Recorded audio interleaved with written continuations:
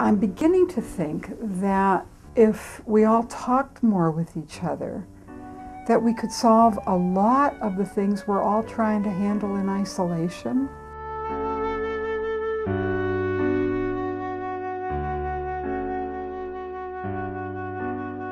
I guess my response to, the dynamic process of the group and how do we measure our successes or the outcomes is that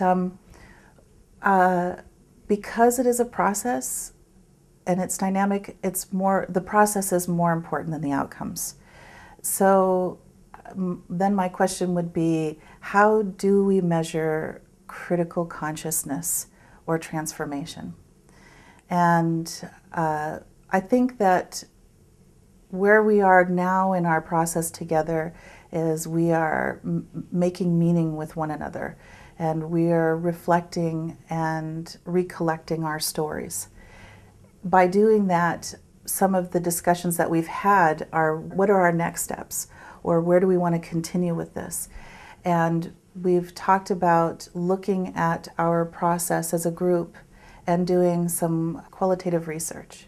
We have audio taped the majority of our discussions, and we've collected our own writing samples, our poems, and some of the members have journaled. So we're in the process now of discussing where we want to take this. It's been an incredible experience for many of us.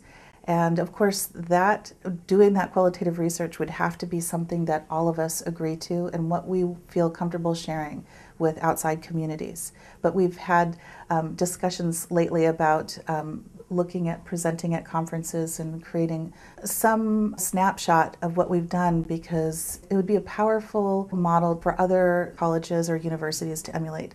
When we started this program, I tried to get as much research done as possible before we began to find out what did other inquiry groups around multicultural education look like at universities, and I couldn't find any.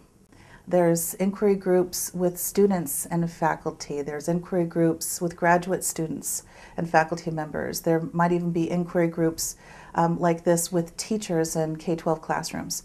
But I have yet to see inquiry groups where faculty members come from a college and get together with one another to try to find ways to create communities of conscience for equity for all students and for themselves.